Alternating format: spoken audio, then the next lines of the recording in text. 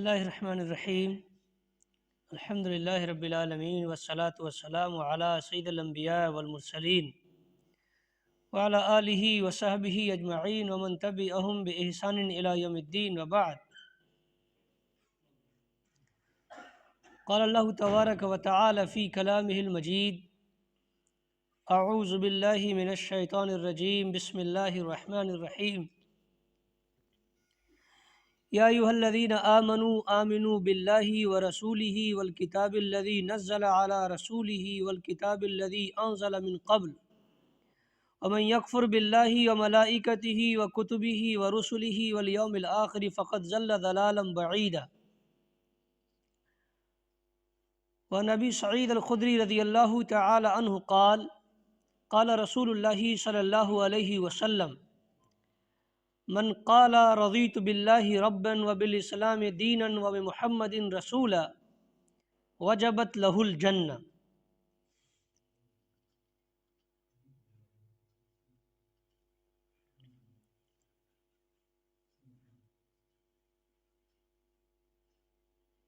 معزز علماء کرام،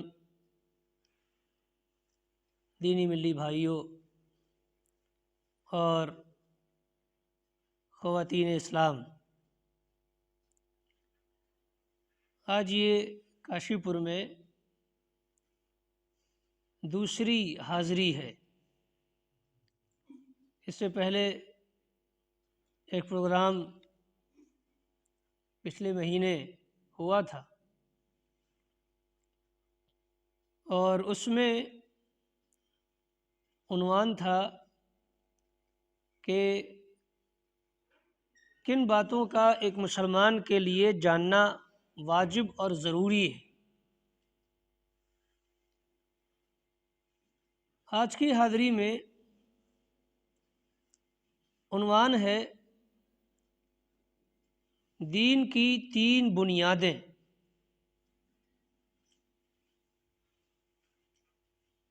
اس عنوان کا ربط پچھلے عنوان سے ہے۔ اس سے پہلے جو درس ہوا تھا اس میں یہ بتلایا گیا تھا کہ کچھ باتوں کا جاننا ہمارے لیے واجب اور ضروری ہے۔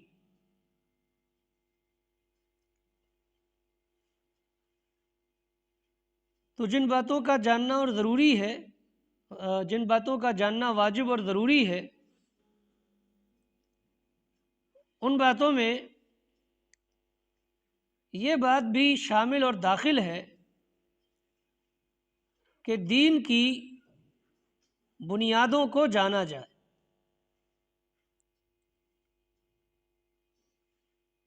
تو 3 اصول ہیں، بنیادیں ہیں،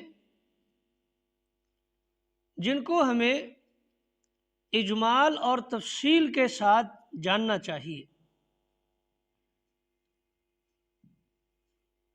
تو ہم اور آپ یہاں جو حاضر ہوتے ہیں یہ محض ایک تقریر نہیں ہے، بلکہ یہ ایک درس ہے۔ تو جو باتیں کہی جائیں گی درس کے انداز میں ہی کہی جائیں گی۔ آپ حضرات بھی یہ سمجھیں کہ آپ ایک درس میں بیٹھے ہیں، ایک کلاس میں بیٹھے ہیں، تو بیچ میں آپ حضرات سے کچھ سوال کیے جا سکتے ہیں، یا ایسے ہی درس ختم ہونے کے بعد آخر میں بھی آپ سے سوالات کیے جا سکتے ہیں۔ تو بات توجہ سے سنیں گے تاکہ درمیان درس یا درس کے اختتام پر اگر کوئی سوال کیا جائے تو اس کا جواب ہم دے سکیں، اس لیے کہ سیکھنے اور سکھانے کے لیے ہماری اور آپ کی یہ حاضری ہے۔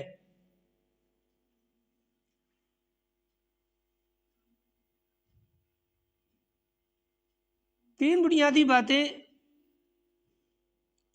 جو ہمیں جاننی ہیں یا جاننی چاہیے، ان تینوں کا تذکرہ جو حدیث میں نے پڑھی ہے ابو داؤد شریف کی، حدیث نمبر 1529،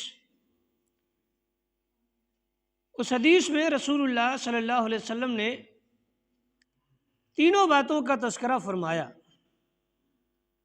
اور ان تینوں باتوں کو جاننے، سیکھنے اور برتنے کی اہمیت بھی اسی حدیث میں واضح فرمائی۔ حدیث کیا ہے؟ حضرت ابو سعید خدری رضی اللہ تعالی عنہ بیان کرتے ہیں کہ رسول اللہ صلی اللہ علیہ وسلم نے ارشاد فرمایا، من قال، جس نے یہ کہا کہ رضیت باللہ ربا، میں اللہ کو رب مان کر راضی ہوں، میں راضی ہوں اس بات سے کہ میں اللہ رب العالمین کو اپنا رب تسلیم کرتا ہوں، اور دوسری بات بالاسلام دینا، اور اسلام کو دین مان کر یا بحیثیت دین اسلام کو ماننے پر میں راضی ہوں، اور تیسری بات محمد رسول، اور وہ محمد صلی اللہ علیہ وسلم کو رسول ماننے کی حیثیت سے یا رسول کی حیثیت سے محمد صلی اللہ علیہ وسلم کو ماننے سے راضی ہوں۔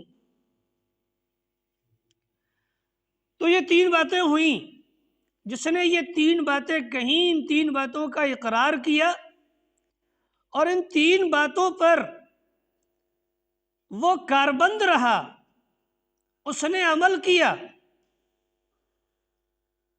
تو رسول اللہ صلی اللہ علیہ وسلم نے اس کا ثواب بیان فرمایا کہ وجبت لہ الجنہ، ایسے آدمی کے لیے جنت واجب ہو جاتی ہے۔ تو یہ بڑا ثواب ہے جو رسول اللہ صلی اللہ علیہ وسلم نے بیان فرمایا۔ تین امور ذکر فرمائے، اور ان تین امور کو ماننے کا، ان پر عمل کرنے کا، جاننے کا ثواب رسول اللہ صلی اللہ علیہ وسلم نے حدیث شریف میں بتلا دیا۔ تو کون سی تین باتیں بتلائی گئیں؟ پہلی بات، اللہ کو رب ماننا اور اللہ کو رب ماننے پر راضی ہونا، اور دوسری بات، اسلام کو دین ماننا اور اس پر راضی ہونا، یا اسلام کو بحیثیت دین تسلیم کرنا اور اسی پر راضی اور خوش رہنا، اور تیسری بات، محمد صلی اللہ علیہ وسلم کو اپنا رسول تسلیم کرنا اور آپ کو اپنا رسول ماننے پر راضی اور خوش رہنا۔ تو یہ تین باتیں ہوئیں، یہی تین بنیادیں ہیں دین کی کہ انسان ان تین باتوں کو اچھی طرح جانے اور سمجھے۔ پہلی بات کیا ہے؟ اللہ رب العالمین کو اپنا رب مانے، اللہ کو رب ماننا، اور اللہ رب العالمین کی بحیثیت رب معرفت، جانکاری، اور اسے اپنا رب تسلیم کرنا، یہ پہلی بات ہے، پہلا اصول ہے، پہلی بنیاد ہے کہ آپ اپنے رب کو جانے، پہچانے، مانے۔ تو رب کون ہے؟ اللہ تعالی رب ہے، وہ رب العالمین ہے۔ الحمدللہ رب العالمین، رب العالمین کی تعریف بیان کی آپ نے سورہ فاتحہ میں۔ تو اللہ رب العالمین کو آپ رب مانے، اور یہ جانے کہ رب کہتے کسے ہیں، رب ہے کون، رب کا معنی کیا ہے، اور رب ماننے میں کیا باتیں داخل ہیں، یہ ہمیں جاننا اور سمجھنا چاہیے۔ تو رب جو ہے، لفظ رب، اس کا معنی ہوتا ہے پرورش کرنے والا، پالنے والا، یہ تو اس لفظ کا لغوی معنی ہے کہ رب کا معنی کیا ہے؟ پرورش کرنے والا، پالنے والا، یہ رب کا معنی ہے۔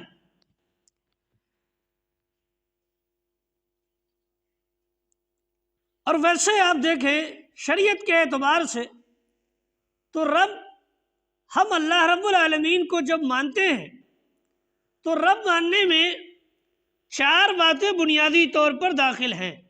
اللہ تعالیٰ کو رب ماننے میں 4 باتیں بنیادی طور پر داخل ہیں۔ ایک تو یہ کہ اس کو خالق مانے،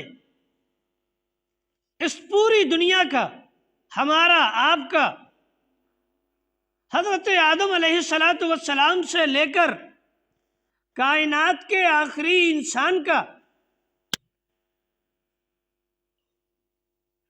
پیدا کرنے والا، بنانے والا،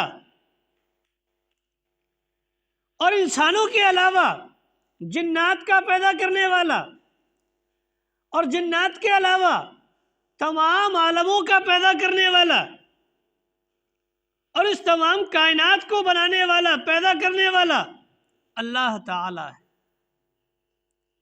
اللہ رب العالمین ہی خالق ہے تمام چیزوں کا، تمام مخلوقات کا، اور اس کا کوئی خالق نہیں، وہ سب کا خالق ہے۔ تو یہ ماننا، یہ بات جاننا رب کو پہچاننے میں داخل ہے کہ رب کو، اللہ کو تمام کائنات کا، تمام مخلوقات کا، چھوٹی بڑی خالق مانا جائے، اور اس کے علاوہ کسی اور کو ان مخلوقات کا خالق تصور نہ کیا جائے، اور کوئی اس کے علاوہ ان تمام مخلوقات کا یا ان میں سے کسی چھوٹی سے چھوٹی مخلوق کا بھی اللہ کے علاوہ کوئی خالق ہے بھی نہیں۔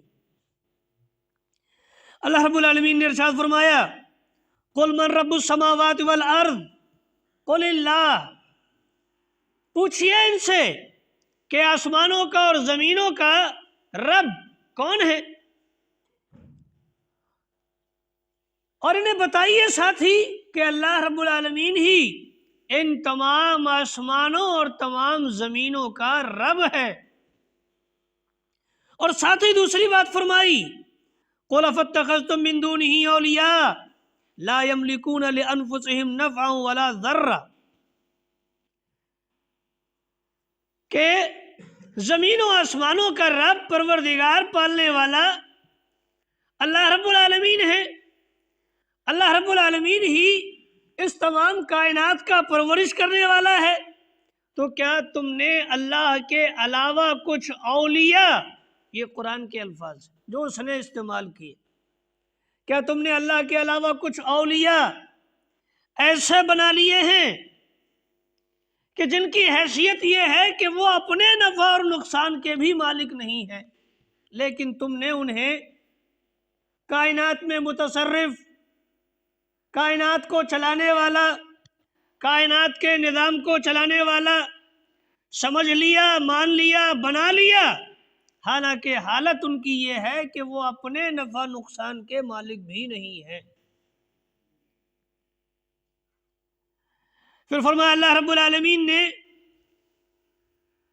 کہ انہوں نے اللہ رب العالمین کے بہت سارے ایسے شریک بنا دیے، اور جن لوگوں کو انہوں نے اللہ کا شریک بنایا ہے، کیا انہوں نے اللہ کی طرح کوئی مخلوق پیدا کی ہے؟ کیا نہیں کی ہے؟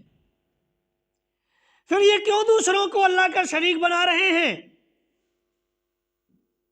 اللہ کا ساجی بنا رہے ہیں، اللہ کا پارٹنر بنا رہے ہیں؟ پیدا تو اللہ رب العالمین نے کیا ہے ساری مخلوقات کو، اور اس کے علاوہ ان مخلوقات کو کوئی اور پیدا کرنے والا نہیں ہے۔ تو سوال یہ ہے کہ کیا جن کو تم نے اللہ کا شریک بنایا ہے، کیا یہ اللہ کی طرح انہوں نے کسی مخلوق کو پیدا کیا ہے کہ تمہیں اللہ کو پہچاننے اور خالق کو پہچاننے میں دشواری ہو رہی ہے، اور تمہیں شک و شبہ ہو جا رہا ہے، تشابہ لگ رہا ہے، ظاہر ہے کہ کسی نے کوئی مخلوق پیدا نہیں کی، کسی نے کچھ نہیں بنایا، تو جب کسی نے کوئی مخلوق پیدا نہیں کی، کچھ نہیں بنایا، تو پھر تمہیں خالق کو پہچاننے میں کسی طرح کا تردد اور ڈاؤٹ اور شک و شبہ کیوں ہو رہا ہے؟ یا تو ایسا ہو کہ اللہ کے علاوہ کسی نے کوئی مخلوق بنائی ہو، کوئی چیز بنائی ہو۔ ظاہر ہے کہ اللہ کے علاوہ کسی نے کوئی مخلوق بنائی نہیں، لہذا کسی اور کو خالق تصور کرنا یہ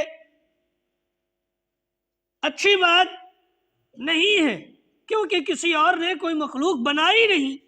تمام چیزوں کا خالق، قل اللہ خالق کل شیء، ان سے کہیے کہ ہر چیز کا خالق اللہ رب العالمین ہے۔ وَهُوَ الْوَاحِدُ الْقَهَّارُ، اور وہ اکیلا ہے اور سب پر غالب ہے۔ تو آیت شریفہ میں یہ بات وضاحت کے ساتھ بتا دی گئی کہ ہر چیز کا خالق اللہ رب العالمین ہے۔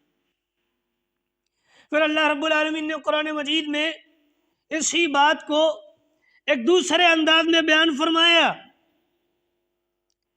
کہ یا ایھا الناس ضرب مثل فاستمعوا لہ، اے لوگو ایک مثال بیان کی جا رہی ہے یا کی گئی ہے، اس کو توجہ سے سنو۔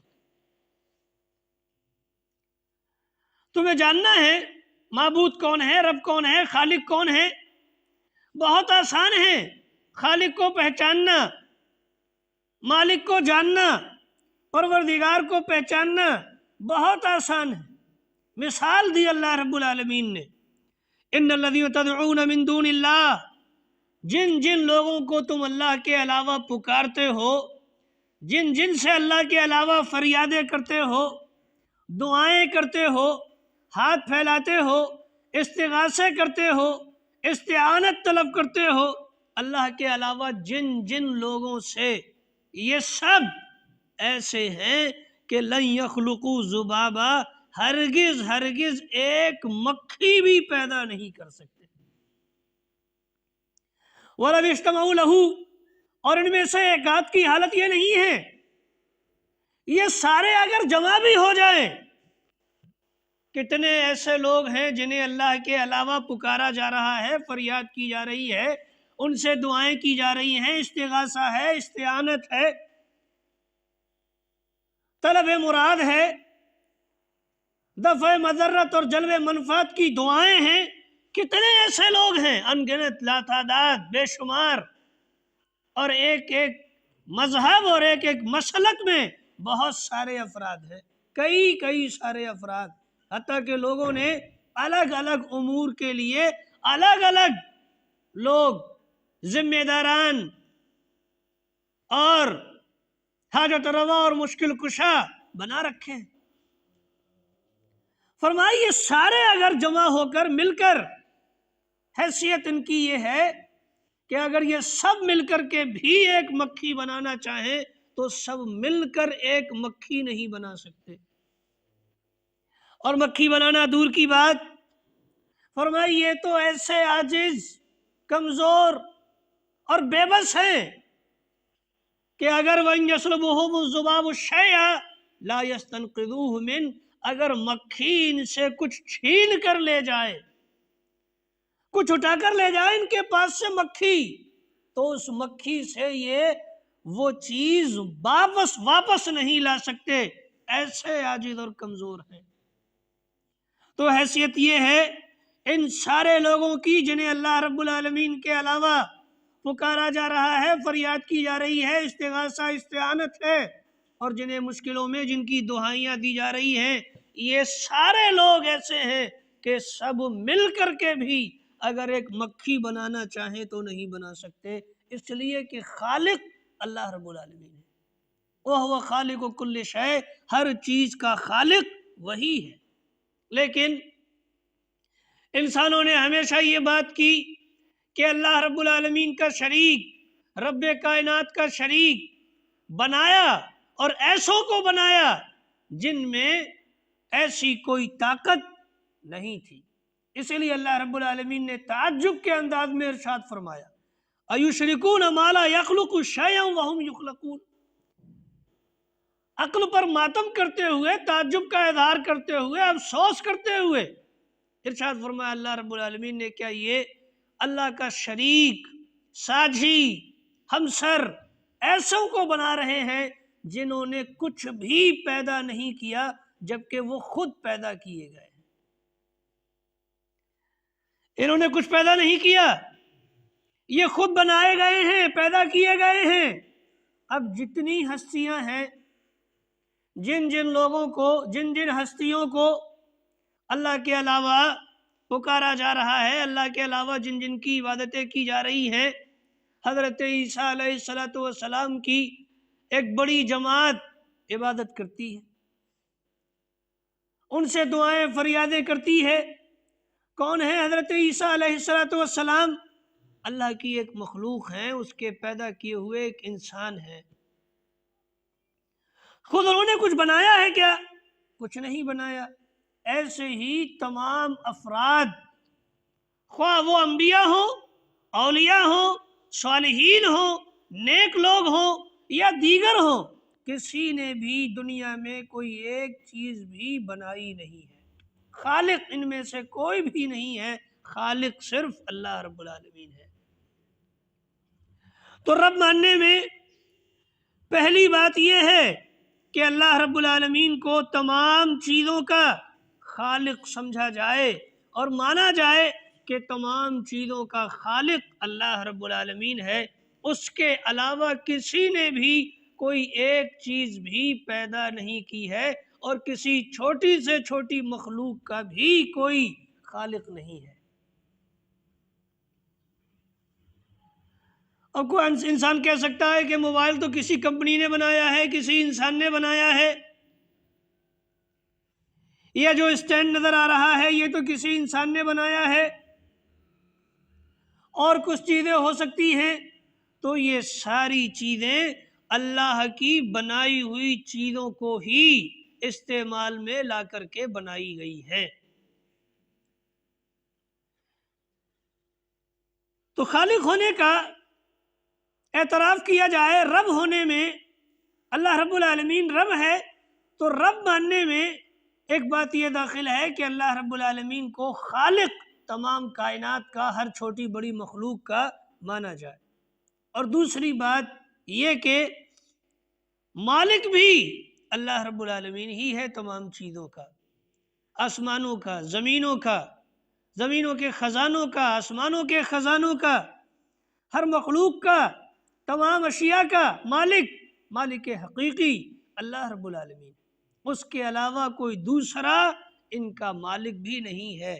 یہ رب میں دوسری بات ہے جو رب میں سمجھنی چاہیے اور جاننی چاہیے کہ مالک بھی اللہ رب العالمین۔ تو زمین و آسمانوں پر ملکیت، بادشاہت، حکومت، غلبہ، اقتدار کس کا ہے؟ اللہ رب العالمین کا۔ للہ ملک السماوات والارض وما فیہن وہو علی کل شیء قدیر۔ اللہ رب العالمین کے لیے ہی زمین اور آسمان کی بادشاہت ہے، اور وہی زمینوں اور آسمانوں کا مالک ہے، اور جو کچھ چیزیں ہیں زمینوں اور آسمانوں میں، ان تمام چیزوں کا مالک بھی اللہ رب العالمین ہے۔ یہ سب چیزیں اللہ کا ملک ہے، اللہ کی ملکیت ہے یہ ساری چیزیں، اور اللہ رب العالمین ہر چیز پر قدرت رکھنے والا ہے۔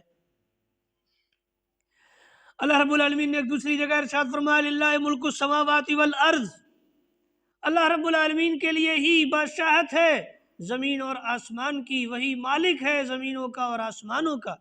یخلق ما یشاء، وہ جو چاہتا ہے پیدا کرتا ہے۔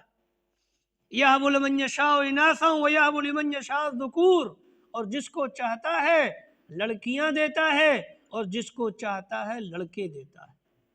یہ اولاد دینا، لڑکے دینا، لڑکیاں دینا، یا لڑکے اور لڑکیاں دونوں دینا، یہ صرف اللہ رب العالمین کا کام ہے۔ ہمارے یہاں لوگوں نے لڑکے اور لڑکیاں دینے اور اولاد دینے کا ڈپارٹمنٹ بھی مخلوق کے سپرد کر رکھا ہے،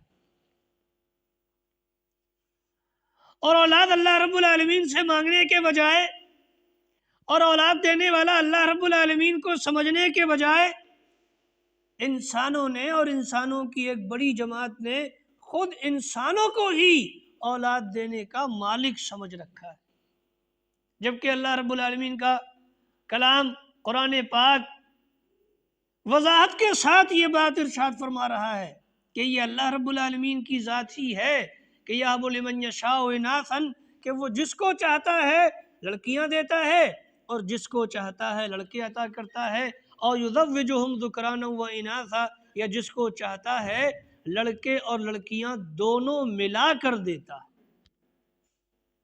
وَيَجْعَلُ مَن يَشَاءُ عَقِيمًا، اور یہ اس کی ہی قدرت ہے کہ جس کو چاہے بانجھ بنا دے۔ لوگ اپنی تمام تر جد و جہد اور محنت اور کوشش کے باوجود اولاد حاصل نہیں کر سکتے، اس لیے کہ اللہ رب العالمین نے بانجھ بنا دیا ہے۔ تو تمام طرح کے علاج، معالجے، کوششیں، دوڑ دھوپ، دوڑ بھاگ، سب رائے گاں چلی جاتی ہے اور ہاتھ کچھ نہیں آتا، اس لیے کہ پروردگار دینا نہیں چاہتا۔ اور اللہ رب العالمین دینا چاہتا ہے تو کسی دوا کی ضرورت نہیں، بس ایک جو رائج طریقہ ہے وہ طریقہ عمل میں آتا ہے، اللہ رب العالمین اولاد عطا فرما دیتا ہے۔ تو یہ اللہ رب العالمین کا کام ہے۔ انبیاء نے بھی ضرورت پڑنے پر اولاد مانگی تو اللہ رب العالمین سے ہی مانگی، انہوں نے اولاد دینے والا اللہ رب العالمین کو ہی جانا سمجھا، حالانکہ ان سے پہلے دوسرے بڑے بڑے انبیاء گزر چکے تھے، لیکن انہوں نے اپنے سے پہلے گزرے ہوئے کسی نبی سے نہیں مانگا اور نہ ہی کسی نبی کے واسطے اور وسیلے سے مانگا۔ دونوں باتیں، حضرت زکریہ علیہ السلام نے اولاد مانگی اللہ رب العالمین سے، تو حضرت زکریہ علیہ السلام سے پہلے بڑے بڑے انبیاء گزر چکے ہیں، حضرت ابراہیم، حضرت موسیٰ، حضرت نوح، یہ لوگ گزر چکے ہیں ان سے پہلے، اور یہ سب اپنے وقت کے بڑے بڑے نبی تھے، صالحین تھے، بلند مقام و مرتبے کے پر فائز تھے، لیکن حضرت زکریہ علیہ السلام نے نہ تو ان انبیاء سے مانگا اور نہ ان انبیاء کے وسیلے سے مانگا۔ اللہ رب العالمین سے کہا رب لا تذرنی فردا وانت خیر الوارثین، رب سے، اللہ رب العالمین سے، جس کو رب سمجھ رہے تھے اسی سے دعا کی کہ اللہ تعالیٰ مجھے اولاد عطا فرما دے، تو اولاد دینے والا اللہ رب العالمین ہے، اس کے علاوہ کوئی اور نہیں۔ آیت شریفہ کی شروعات یہ تھی کہ للہ ملک السماوات والارض، اللہ ہی کے لیے زمین اور آسمان کی بادشاہت اور ملکیت ہے، وہی زمین و آسمان اور اس کی تمام چیزوں کا مالک ہے۔ تو رب میں دوسری بات جو داخل ہے وہ ہے مالک ہونا۔ پہلی بات رب میں جو داخل ہے، جب آپ رب مان رہے ہیں اسے اور کہہ رہے ہیں رب، تو آپ مان رہے ہیں کہ وہ خالق ہے، اور دوسری بات یہ مان رہے ہیں کہ وہی مالک ہے، کوئی اور مالک نہیں ہے۔ اللہ رب العالمین نے فرمایا قُلِ ادْعُوا الَّذِينَ زَعَمْتُم مِّن دُونِهِ، اللہ کے علاوہ جن کو تم نے سمجھ رکھا ہے نا بڑا مقام و مرتبے پر فائز، طاقتوں والا، قوتوں والا، مرتبے والا، اختیار والا، اللہ کے علاوہ جس کو بھی سمجھ رکھا ہے، تم نے گمان کر لیا ہے، قُلِ ادْعُوا الَّذِينَ زَعَمْتُم مِّن دُونِهِ، اللہ کو چھوڑ کر اللہ کے علاوہ جن لوگوں کو تم نے مان رکھا ہے، سمجھ رکھا ہے، طاقت، اختیار، قوت، غلبے والا تم نے اپنے دماغ، اپنی مرضی سے، ان کے پاس فلاں طاقت ہے، ان کے پاس یہ طاقت ہے، ان کے پاس ایسی طاقت ہے، اور ان کے پاس ویسی طاقت ہے، جیسی طاقتیں تم نے جن لوگوں میں مان رکھی ہیں، یہ سب اللہ رب العالمین نے فرمایا ایسے ہیں لا یملکون کشف الضر عنکم ولا تحویلا، تم سے کسی نقصان کو دور کرنے یا اسے ہٹا دینے کی طاقت نہیں رکھتے، مالک نہیں ہے۔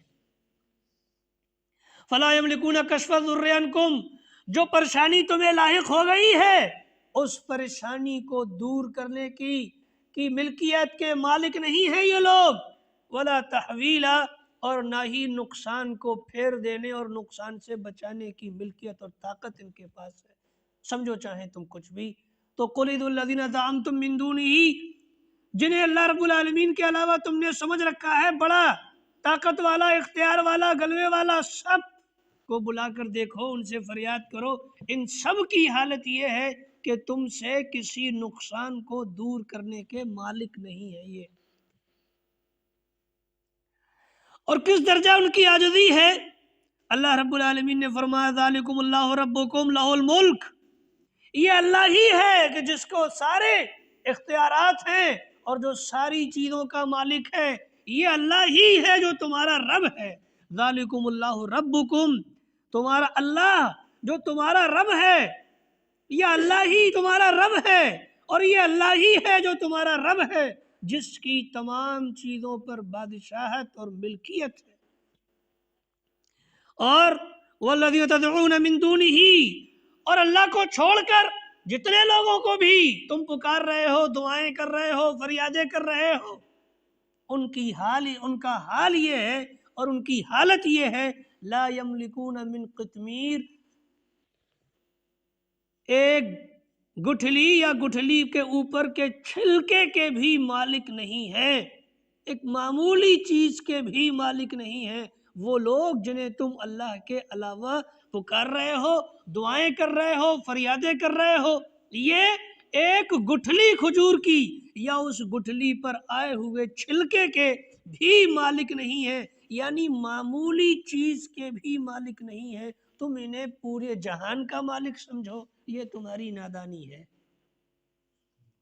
کیونکہ مالک تو یہ ایک گٹھلی کے بھی نہیں ہے، ذرا سے چھلکے کے بھی نہیں ہے، کسی معمولی اور حقیر چیز کے بھی مالک نہیں ہے.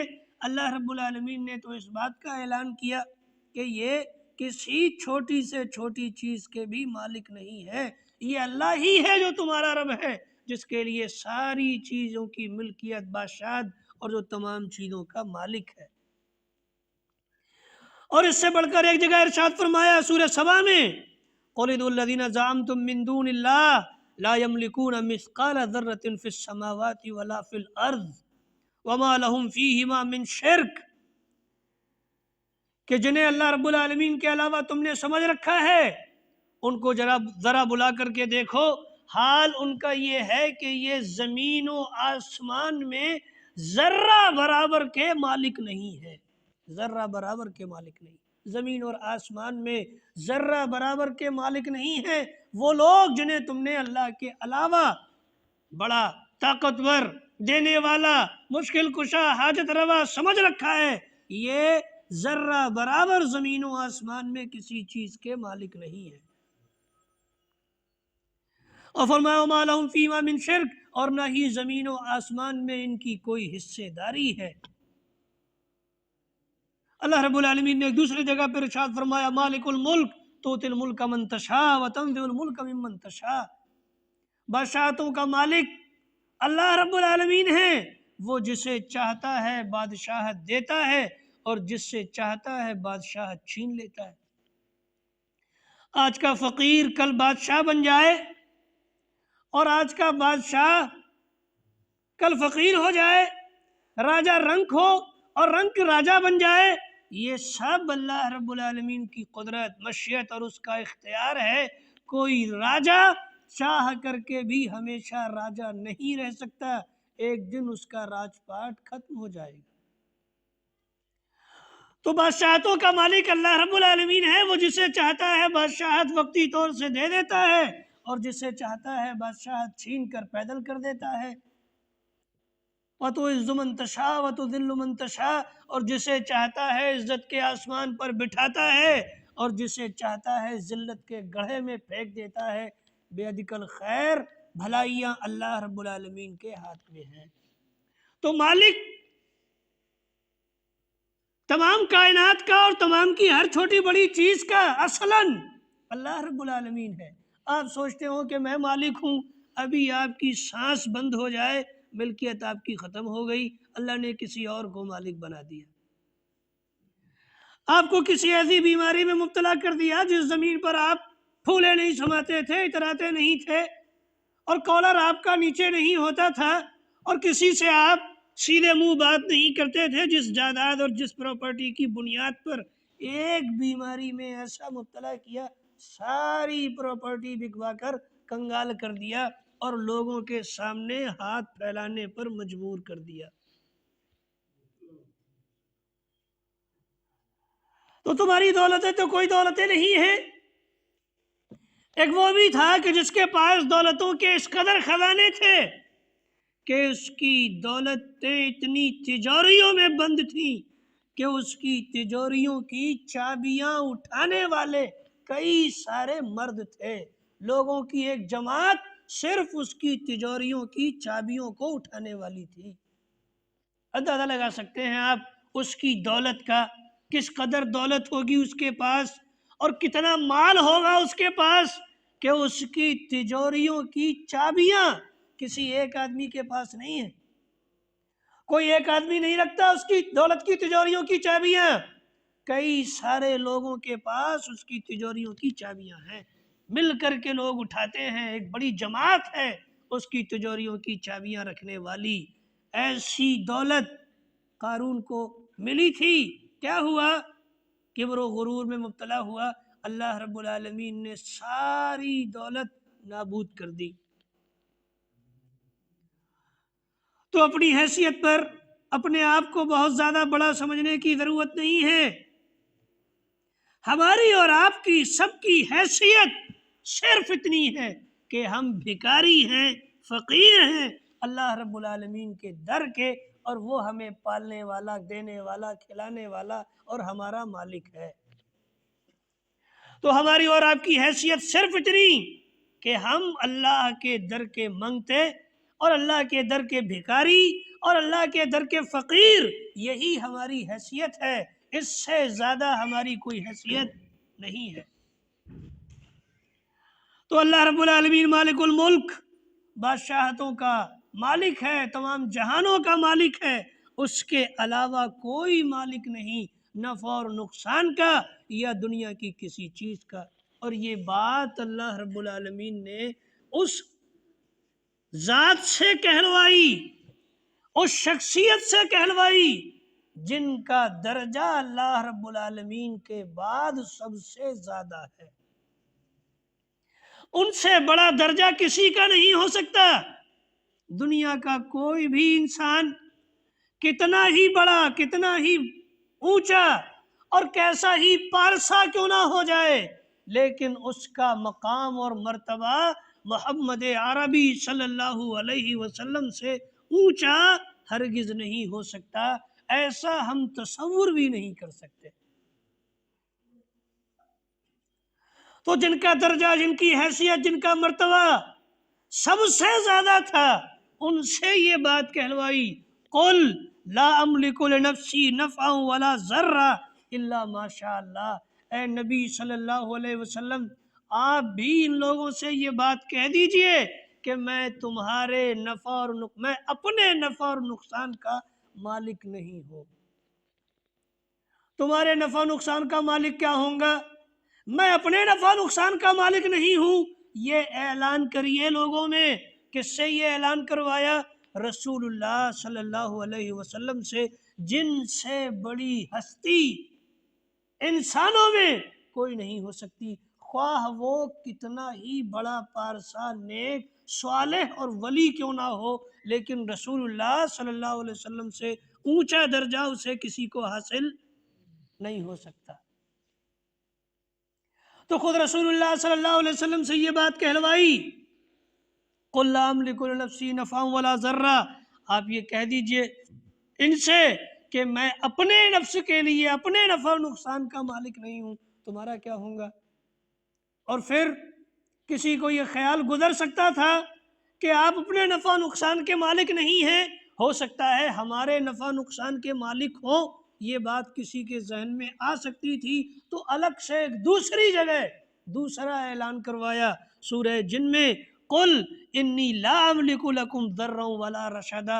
اے نبی صلی اللہ علیہ وسلم، ان کو یہ بھی سمجھا دیجئے کہ میں تمہارے نفع و نقصان کا بھی مالک نہیں ہوں. تو مالک کون ہے؟ اللہ رب العالمین. دنیا کی تمام چیزوں کا، نفع و نقصان کا، موت و حیات کا، روزی کا، اولاد دینے کا، تمام چیزوں کا مالک صرف اللہ رب العالمین ہے، اس کے علاوہ کوئی اور مالک نہیں ہے۔ یہ خود رسول اللہ صلی اللہ علیہ وسلم سے کہلوایا اللہ رب العالمین نے۔ تو رب ماننے میں دوسری بات یہ داخل ہے کہ رب کائنات کو، اللہ رب العالمین کو مالک مانا جائے، اور تیسری بات مدبر۔ اللہ رب العالمین کو رب مانتے ہیں ہم، تو رب ماننے میں تیسری بات یہ داخل ہے کہ اسے مدبر مانا جائے۔ مدبر کا معنی کیا ہے؟ کہ اس پوری کائنات کے نظام کی تدبیر کرنے والا، نظام کو بنانے والا اور پلاننگ کرنے والا اللہ رب العالمین۔ کون پیدا ہوگا، کون مرے گا، کس کو کتنی روزی ملے گی، کس کو روزی نہیں ملے گی، زیادہ ملے گی کم ملے گی، کون کب مرے گا، بارش کب ہوگی، کتنی ہوگی اور کب نہیں ہوگی، جاڑا کس حد تک ہوگا، کہاں نہیں ہوگا، گرمی کب ہوگی، کس حد تک ہوگی اور کہاں ہوگی، اور دنیا کب تک چلے گی، یہ سارے معاملات اور دنیا کے اور تمام معاملات، ان سب کی تدبیر کرنے والا، نظام بنانے والا اللہ رب العالمین ہے، کوئی اور ان فیصلوں کا کرنے والا نہیں ہے۔ مجھے اولاد ملے گی کہ نہیں ملے گی، یہ فیصلہ اللہ رب العالمین کرے گا، اس کے علاوہ کوئی یہ فیصلہ کرنے والا نہیں ہے۔ کہانیاں، واقعات، قصے لوگ کچھ بھی بنا دیں، لیکن حقیقت قصوں سے نہیں بدلتی۔ اللہ رب العالمین نے فرمایا یدبر الامر من السماء الى الارض، اللہ رب العالمین ہی معاملات کی تدبیر کرتا ہے، وہی فیصلے کرتا ہے معاملات کے، اسی نے فیصلے کیے ہوئے ہیں کہ روزی ان کو کتنی ملے گی، کب ملے گی، کیسے ملے گی، موت کب آئے گی، اولاد ہوگی یا نہیں ہوگی، یہ سارے فیصلے اللہ رب العالمین نے کر رکھے ہیں۔ اللہ کے علاوہ ان فیصلوں کو کرنے والا کوئی اور نہیں ہے۔ حالانکہ ہمارے یہاں بعض لوگوں نے عقیدہ یہ بھی جوڑ لیا، بعض لوگوں کو بھی کہہ دیا کہ محو اس بات کے دفتر پہ ہے کروڑا تیرا۔ بات اگر اس طرح کی جائے یا کسی ایک بعض لوگوں کے عقائد اور ان کی کتابوں کے حوالے سے بات کی جائے تو بات دوسری ہوگی اور طویل بھی ہوگی، لیکن عقائد یوں بھی بنائے گئے کہ لوح محفوظ اور فیصلوں کی جو کتاب ہے جس میں اللہ رب العالمین نے تقدیر کائنات لکھی ہوئی ہے، اس کتاب پر بھی اللہ کے علاوہ مخلوق میں سے فلاں فلاں صاحب کا کروڑا ہے، یعنی ان کا غلبہ اور ان کا اقتدار ہے، وہ جیسا چاہتے ہیں اس کتاب میں لکھ دیتے ہیں اور مٹا دیتے ہیں۔ تو نام کسی کا نہیں لیتا، لیکن یہ کام فیصلے کرنے کا اللہ رب العالمین کے پاس ہے۔ ساری کائنات میں جو کچھ ہو رہا ہے اس کے فیصلے اللہ رب العالمین کرتا ہے، اس کے علاوہ یہ فیصلے کرنے والا کوئی اور نہیں۔ اور دوسری چوتھی بات، متصرف وہی ہے، فیصلے اس نے کر دیے تو ایسا نہیں کہ صرف فیصلے کر کے رکھ دیے، اب ان فیصلوں کو نافذ بھی وہ کر رہا ہے، اور ان فیصلوں کو نافذ کرنے والا بھی وہی ہے، اس کے علاوہ ان فیصلوں کو نافذ کرنے والا کوئی نہیں۔ ایسا نہیں ہے کہ اس نے فیصلہ کر دیا کہ بارش ہوگی اور بارش کرنے والا کوئی اور ہو جائے، ایسا نہیں ہے کہ اس نے فیصلہ کر دیا کہ فلاں صاحب کو اولاد ملے گی اور اولاد دینے والا کوئی اور ہو جائے، ایسا نہیں ہے، فیصلہ کرنے والا بھی وہی ہے اور اس فیصلے کو انجام تک لانے والا بھی وہی ہے۔ تو یہ رب ہے۔ رب میں چار باتیں ہو گئیں، ایک تو یہ کہ خالق، دوسری یہ کہ مالک، تیسری یہ کہ مدبر، اور چوتھی یہ کہ متصرف۔ اللہ رب العالمین کو مانا جائے تو خالق بھی اللہ ہے، مالک بھی اللہ ہے، مدبر بھی اللہ ہے، اور متصرف اور تصرف کرنے والا بھی اللہ ہے۔ روزی کون دے رہا ہے؟ اللہ دے رہا ہے۔ اللہ یبسط الرزق لمن یشاء ویقدر، اللہ ہی کی ذات ہے جو روزی جس کے لیے چاہتی ہے کشادہ کر دیتی ہے اور جس کے لیے چاہتی ہے سمیٹ دیتی ہے۔ اللہ کے علاوہ کوئی اور روزی دینے والا نہیں۔ امن ھذا الذی یرزقکم من السماء ان امسک رزقہ، اگر اللہ رب العالمین اپنی روزی کو روک دے اور روزی دینا بند کر دے تو ہے کوئی تمہیں روزی دینے والا؟ کوئی نہیں ہے۔ قل اصبح ماؤکم غورا، اگر اللہ رب العالمین پانی جو تم نکال رہے ہو زمین سے پیاس بجھانے والا اور پی رہے ہو اور استعمال کر رہے ہو، اگر اللہ رب العالمین اس پانی کو زمین کی تہوں میں داخل کر دے اور چھپا دے تو پھر تمہارے پاس کون سی ایسی طاقت ہے جو تمہیں پینے کا پانی میسر کر سکے اور دے سکے؟ کوئی نہیں دے سکتا۔ تو یہ سب اللہ رب العالمین کے کام ہیں۔ تو جب اللہ رب العالمین خالق ہے، اللہ مالک ہے، اللہ فیصلے کرنے والا ہے، اللہ رب العالمین ہی متصرف اور ان فیصلوں کا نافذ کرنے والا ہے، تو پھر عبادت بھی اسی کی ہونی چاہیے۔ اسی لیے فرمایا یا ایھا الناس اعبدوا ربکم الذی خلقکم والذین من قبلکم، اے لوگو عبادت کرو اس اللہ کی جس نے تمہیں پیدا کیا ہے اور تم سے پہلے لوگوں کو پیدا کیا ہے۔ تو عبادت کس کی؟ اللہ رب العالمین کی۔ اب عبادت کیا ہے، اس کی تعریف کیا ہے، اس کی قسمیں کیا ہیں، اس پر آگے پھر کبھی گفتگو ہوگی۔ یہاں بات صرف اس کی کہ رب کو جانا جائے کہ رب کون ہے اور کیا ہے، اور رب ماننے میں کتنی باتوں کا بنیادی طور پر ماننا داخل ہے۔ بنیادی طور پر کتنی باتوں کا ماننا رب ماننے میں داخل ہے؟ تو بتلا 4 چیزوں کا بنیادی طور پر 4 چیزیں داخل ہیں اللہ کو رب ماننے میں۔ اب بات ختم کریں اور اختصار کے ساتھ 2 باتیں اور بتلا دی جائیں، کیونکہ 3 بنیادیں بتلائی گئی تھیں۔ ایک بنیاد کہ اللہ کو رب جاننا اور پہچاننا کہ رب کون ہے، اور دوسری بات اسلام کو جاننا، دین کو جاننا، اور تیسری بات نبی صلی اللہ علیہ وسلم کو رسول ہونے کی حیثیت سے جاننا۔ یہ 3 باتیں تھیں۔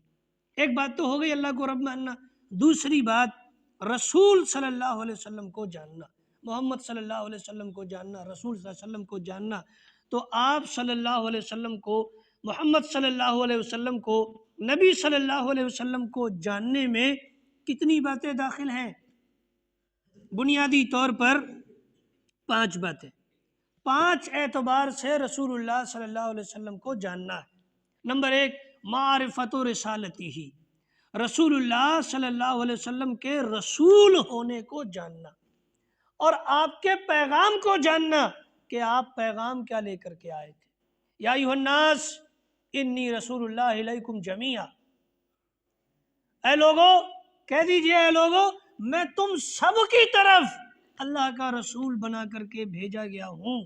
تو محمد صلی اللہ علیہ وسلم تمام لوگوں کے لیے رسول ہیں، کسی ایک علاقے، ایک جماعت، ایک گروہ، ایک نسل کے لیے رسول نہیں ہیں، اور ایک وقت کے لیے رسول نہیں ہیں۔ جب سے رسول اللہ صلی اللہ علیہ وسلم آئے تب سے لے کر ہر وقت کے لیے اب آپ ہی رسول ہیں، اس لیے کہ آپ کے بعد اور کوئی رسول آنے والا نہیں، اور آپ ہی ہر علاقے کے، ہر قوم کے، ہر برادری کے، اور ہر رنگ کے، اور ہر نسل کے لیے آپ ہی رسول ہیں۔ انی رسول اللہ علیکم جمیعا، تم سب کی طرف، کسی کا استثناء کیے بغیر فرمایا تم سب کی طرف اللہ کا رسول بن کر کے آیا ہو۔ تو جاننا کہ محمد صلی اللہ علیہ وسلم رسول ہیں اور آپ کا پیغام کیا ہے یہ جاننا، اور دوسری بات یہ جاننا، دوسرے نمبر پر رسول کو جاننے میں جو دوسری بات داخل ہے، آپ کی نبوت کے دلائل کو جاننا، آپ کی نبوت کے دلائل کو جاننا۔ کوئی آپ سے پوچھے کہ آپ کے نبی محمد صلی اللہ علیہ وسلم اللہ کے نبی ہیں، اس کی دلیل کیا ہے؟ دلیل سے ثابت کرو۔ کوئی بھی بات کیسے ثابت کرو گے آپ؟ دلیل سے۔ تو محمد صلی اللہ علیہ وسلم نبی ہیں اللہ کے، یہ بات دلیل سے ثابت کرو، تو دوسرے کو تو ثابت کر کے دینا پڑے گا نا دلیل سے۔ تو دلیل کیا ہے آپ کے پاس؟ رسول اللہ صلی اللہ علیہ وسلم کے نبی ہونے کی دلیل کیا ہے؟ ابھی اکثر لوگوں کو معلوم نہیں، حالانکہ رسول اللہ صلی اللہ علیہ وسلم کے نبی ہونے کے دلائل تمام آسمانی کتابوں میں موجود ہیں اور خود قرآن مجید میں موجود ہیں۔ تو قرآن تو مانتا نہیں، وہ اپنی کتاب مانتا ہے، اس کی کتاب سے۔ اور ویسے عقلی دلائل، تو دلائل کیا ہیں نبی صلی اللہ علیہ وسلم کی نبوت کے؟ اس پر بات کریں گے کسی اور موقع پر، لیکن یہاں اجمالی طور سے یہ جاننا کہ رسول اللہ صلی اللہ علیہ وسلم کو جاننا جو دوسری بنیاد ہے کہ آپ رسول صلی اللہ علیہ وسلم کو جانیں، تو جاننے میں کیا شامل ہے؟ رسول کو جاننے میں کیا شامل ہے؟ ایک تو یہ کہ آپ کی رسالت کو جانا جائے، دوسرا یہ کہ آپ کی رسالت و نبوت کے دلائل کو جانا جائے۔ تو بہت سارے مسلمان ہی نبی صلی اللہ علیہ وسلم کے نبی و رسول ہونے کے دلائل نہیں جانتے، جبکہ جاننا چاہیے۔ تو یہ بات بھی ایک سوال آپ کے ذہن میں ہے یا چھوڑا جا رہا ہے آپ کے لیے؟ گفتگو اس پر بعد میں ہوگی۔ نبی اکرم صلی اللہ علیہ وسلم کی نبوت کے دلائل کیا ہیں؟ حالانکہ علماء نے کتابیں لکھی ہیں باقاعدہ اس عنوان پر، دلائل النبوہ کے عنوان پر، اور دلائل النبوہ کے نام سے باقاعدہ ضخیم کتابیں علماء نے تصنیف کی ہیں نبی صلی اللہ علیہ وسلم کی نبوت کے دلائل۔ تو نبی صلی اللہ علیہ وسلم کو جاننے میں دوسرے نمبر پر یہ بات شامل ہے کہ آپ کی نبوت کے دلائل کو جانا جائے، اور تیسرے نمبر پر معرفت سیرتی ہی، آپ صلی اللہ علیہ وسلم کی سیرت کو جانا جائے۔ آپ کی جو زندگی ہے، جیونی ہے، سوانح عمری ہے، سیرت طیبہ ہے، سیرت پاک ہے، آپ کی ولادت سے لے کر آپ کی وفات تک کے حالات کو جانا جائے۔ مسلمان اس معاملے میں بھی بڑے کوتاہ ہیں، دوسرے لوگ جیسی باتیں بتا دیتے ہیں، دیکھو تمہارے نبی نے ایسی عورت سے شادی کر لی تھی اور ویسی عورت سے شادی کر لی اور یہ کام کر دیا اور وہ کام کر دیا، تو بیچارہ مسلمان ہی حیران، پریشان، گھبرایا ہوا، ششدر، لاجواب ہو جاتا ہے۔ اسے آتا ہی نہیں اس کا جواب، اسے جانکاری ہی نہیں ہے، تو وہ اپنے نبی کی سیرت کو جانتا نہیں، اس لیے دوسروں کے لگائے ہوئے اعتراضات پر چپ ہو جاتا ہے اور گھبرا جاتا ہے اور لاجواب ہو جاتا ہے اور خود شرمندگی محسوس کرتا ہے یا اس کا ایمان ڈگمگانے لگتا ہے۔ یہ جو لہر چلی ہے آج کل ارتداد کی، خاص طور سے لڑکیوں میں ارتداد کی، ان کے سامنے مجبوری اور پریشانی کیا ہے پتہ ہے؟ ایک پریشانی ان کے سامنے یہ ہے کہ جو لوگ ان کے ٹچ میں آتے ہیں وہ لوگ انہیں ان کے دین، عقیدے، ان کے نبی کے بارے میں ایسی باتیں کرتے ہیں کہ ان کو کوئی جواب نہیں بن پڑتا، اور یہ اپنے دین اور عقیدے اور اپنے نبی کے حوالے سے تردد کا شکار ہو کر ارتداد کے حوالے اپنے آپ کو کر دیتے ہیں۔ تو جاننا ضروری ہے نبی کی سیرت اور نبی کے کردار کو بھی۔ پچھلے بار شاید میں نے بتلایا تھا کہ نبی کی سیرت طیبہ کو جاننے کے لیے سب سے اچھی کتاب اردو زبان میں کون سی ہے؟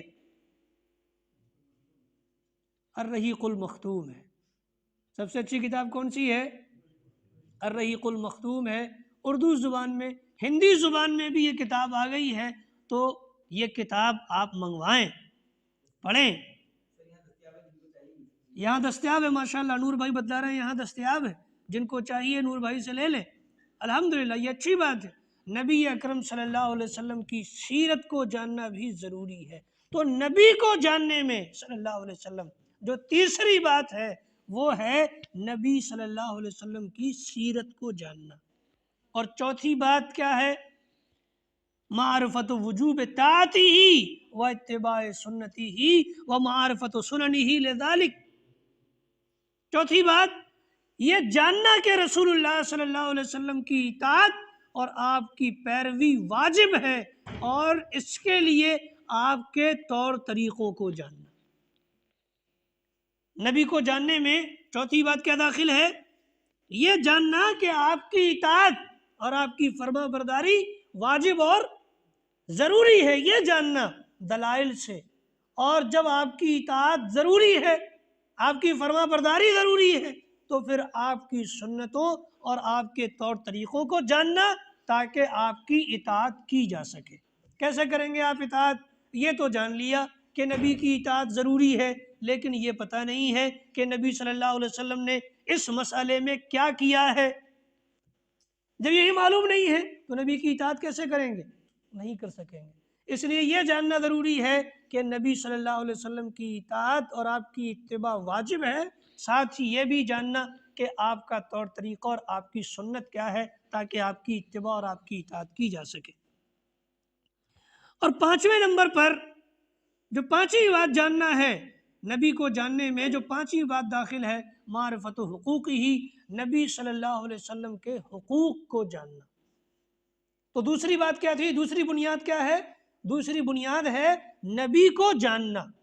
اور نبی کو جاننے میں کتنی باتیں داخل ہیں؟ 5 باتیں داخل ہیں۔ پہلی بات، آپ کی رسالت، آپ کے رسول ہونے کو جاننا، اور آپ کی رسالت یعنی آپ کے پیغام کو جاننا کہ آپ کا اصل پیغام کیا تھا۔ اصل پیغام کیا تھا آپ کا؟ الحمدللہ، اصل پیغام کیا ہے؟ لا الہ الا اللہ۔ ساتھ میں آپ یہ جوڑ لیں محمد رسول اللہ، اصل پیغام۔ وَلَقَدْ بَعَثْنَا فِي كُلِّ أُمَّةٍ رَسُولًا، یہ آیت شریفہ۔ تو بہرحال آپ کی رسالت کو جاننا۔ دوسری بات، آپ کی نبوت کے دلائل کو جاننا۔ تیسری بات، آپ کی سیرت کو جاننا۔ اور چوتھی بات، آپ کی اطاعت کے وجوب کو جاننا، اور اطاعت کے لیے آپ کی سنت اور آپ کے طور طریقے کو جاننا۔ اور پانچویں بات، آپ کے حقوق جاننا۔ آپ کے حقوق جاننا، آپ کے حقوق جاننا بھی ضروری۔ ایک آیت شریفہ اس حوالے سے، بات طویل ہو رہی ہے تو بات مختصر کروں گا، بس آخری بات اس کے بعد جو اسلام کے تعلق سے 2 باتیں بتا کر بات ختم کروں گا۔ آیت شریفہ بڑی مشہور ہے اور اس میں یہ تمام چیزیں کم و بیش آ جاتی ہیں۔ الذین یتبعون النبی الامی الذی یجدونہ مکتوبا عندہم فی التوراۃ والانجیل، وہ لوگ جو پیروی کرتے ہیں نبی امی کی جن کو لکھا ہوا پاتے ہیں تورات و انجیل میں، جن کو لکھا ہوا پاتے ہیں، نبوت کی دلیل، نبوت کی، جس کو لکھا ہوا، جن کے بارے میں لکھا ہوا پاتے ہیں یہ تورات و انجیل میں، جو نبی یامرہم بالمعروف وینہاہم عن المنکر یحل الطیبات ویحرم علیہم الخبائث، ان کو اچھائی کا حکم دیتے ہیں، برائی سے روکتے ہیں، پاک چیزوں کو ان کے لیے حلال کرتے ہیں، خبیث چیزوں کو ناپاک قرار دیتے ہیں، اور ان کے اوپر سے جو بوجھ انہوں نے اپنے اوپر لاد رکھا ہے اس بوجھ کو دور کرتے ہیں۔ فالذین آمنوا بہ وعزروہ ونصروہ واتبعوا النور الذی انزل معہ اولئک ھم المفلحون۔ یہاں پر حقوق کا تذکرہ فرما دیا۔ پس جو لوگ ایمان لائے آپ پر، آپ کو مضبوط کیا، آپ کی مدد کی، آپ کا احترام کیا، آپ کے دین کی مدد کی، آپ کی شریعت کی مدد کی، اور ایمان لائے آپ کے ساتھ جو کتاب آئی ہے اس پر، یہی لوگ کامیاب ہونے والے ہیں۔ تو مختصر طور پر آپ کے بعد حقوق کا تذکرہ بھی فرما دیا۔ تو بہرحال یہ آیت شریفہ بڑے کام کی ہے، یہ تو پورا قرآن کا مجید کام کا ہے، لیکن اس حوالے سے یہ آیت شریفہ کام کی، تو اس کو آپ لوگ یاد رکھیں۔ اب آخری بات کہ دین کو جاننا ہے۔ تیسری چیز کیا تھی؟ تیسری بنیاد دین کو جاننا۔ پہلی بنیاد رب کو جاننا، دوسری بنیاد نبی کو جاننا، تیسری بنیاد دین کو جاننا۔ تو دین کو جاننے میں ایک تو یہ جاننا کہ دین کی حقانیت کو جاننا، دین کی حقانیت کو جاننا، اس لیے کہ بہت سے لوگ اپنے دین ہی کے سلسلے میں تردد کا شکار ہیں۔ یہ جاننا کہ پہلے آدمی سے لے کر کے اللہ نے جس دین کو پسند فرمایا وہ کون سا دین ہے؟ اسلام۔ ہمیشہ سے اللہ کے یہاں دین کیا رہا؟ اسلام رہا۔ ان الدین عند اللہ اسلام، اللہ کے نزدیک دین کیا ہے؟ اسلام۔ حضرت آدم علیہ السلام سے دین کیا تھا؟ اسلام ہی تھا۔ لہذا بعض حضرات جو کہتے رہتے ہیں یا اس طرح کا شوسہ چھوڑتے ہیں کہ یہ دین سب سے پرانا ہے اور اسلام تو 1400 سال پہلے آیا ہے، یہ اصل میں نادانی ہے اور لا علمی ہے۔ لوگ سمجھتے ہیں کہ دین کی بنیاد، اسلام کی بنیاد محمد صلی اللہ علیہ وسلم نے رکھی، حالانکہ ایسا نہیں ہے۔ محمد صلی اللہ علیہ وسلم تو اسلام کے آخری پیغمبر ہیں، نہ کہ اسلام کے بانی۔ محمد صلی اللہ علیہ وسلم اسلام کے بانی ہے کیا؟ اسلام کے بانی نہیں ہے۔ محمد صلی اللہ علیہ وسلم اسلام کے آخری پیغمبر ہیں، آپ سے پہلے بہت سارے پیغمبر اسلام کے آ چکے تھے۔ تو دین اسلام، دین کی اسلام کی حقانیت کو، دین کی حقانیت کو جاننا، اور آخری بات یہ کہ دین کے تمام امور کو جاننا، اور یہ جاننا کہ دین میں شامل کیا کیا چیز ہے۔ اسلام، ایمان، احسان، اور اسلام کی تمام شاخیں، ارکان ایمان، ارکان اسلام، ارکان احسان، اور پھر اسلام کی اور دوسری 73 شاخیں، ان تمام چیزوں کو جاننا یہ اسلام اور دین کو جاننے میں داخل ہے۔ اور پھر آخر میں یہ کہ اسلام کے خصائص کو جاننا۔ تو چند باتیں میں نے آپ حضرات کے سامنے، ایک خاکہ آپ حضرات کے سامنے رکھا ہے اس حوالے سے کہ دین کی بنیادیں کتنی ہیں؟ 3 بنیادیں ہیں: رب جاننا، رسول کو جاننا، اور دین کو جاننا۔ یہ 3 بنیادیں ہیں، اور ان 3 بنیادوں میں کیا کیا باتیں آپ کو جاننی ہیں ان کو بتلایا۔ آگے اگر اللہ رب العالمین نے زندگی رکھی اور حالات سازگار رہے تو ہو سکتا ہے اور تفصیلی گفتگو آپ حضرات سے ان تمام مسائل کی تشریح اور توضیح میں اور گفتگو آپ سے ہو۔ اللہ رب العالمین سے دعا ہے الہ العالمین جو کچھ کہا گیا اس کو سمجھنے، عمل کرنے کی توفیق عطا فرما، آمین۔ پروردگار ہمارے یہاں جمع ہونے کو قبول فرما لے اور ہماری بخشش فرما۔ اللہ رب العالمین ہمیں دین کی سمجھ عطا فرما۔ الہی جو باتیں کہی گئی ہیں ان پر عمل کرنے کی سعادت اور توفیق عطا فرما دے، آمین۔ وآخر دعوانا الحمدللہ رب العالمین۔